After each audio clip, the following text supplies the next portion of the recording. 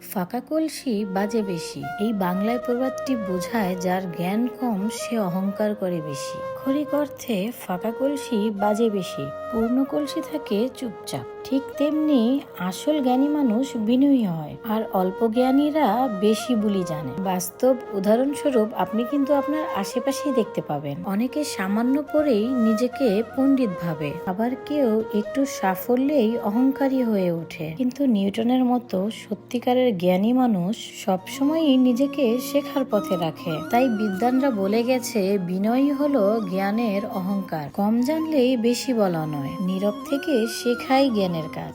যেমন ধরেন, জ্ঞানী মানুষ ভুল কম করে, তারা কখনো ভুল সিদ্ধান্ত নেয় না। আর যেমন ধরেন, যারা সবসময় ভুল সিদ্ধান্ত নেয়, যাদের ধৈর্য নেই, তাদের সম্বন্ধে 5টি কথা বলি আপনাদের। নাম্বার 1, অল্পতেই হাল ছেড়ে দেয়। নাম্বার 2, যেমন ধরেন রাগের মাথায় ভুল সিদ্ধান্ত নেয়। আর নাম্বার 3, সবকিছু একসঙ্গে করতে চায়। আর নাম্বার 4, দীর্ঘ সময়ের পরিকল্পনা একদমই করে না আর কি। আর নাম্বার 5, তার লক্ষ্য কখনোই স্থির করে রাখতে পারে না। তারপর নিজের এই ভুলগুলো করার জন্য যে গন্ডগোলগুলো হয়ে যায়, তারপর সে দোষ দেয় তার নিজের ভাগ্যের। তারপর আমরা নিজেদেরকে বুঝ দিয়ে থাকি, এটা আমার ভাগ্যে ছিল তাই আমার সাথে এমনটা হয়েছে। আমরা নিজেদেরকে বুঝিয়ে নেই যা হয়ে গেছে সেটা আমাদের ভাগ্যেই ছিল। কিন্তু আসলে নিজেকে কি বোঝানো যায়? অনেক কষ্ট, অনেক হাহাকার, ঘুম না আসা রাতের কথা, অশ্রু বিসর্জন।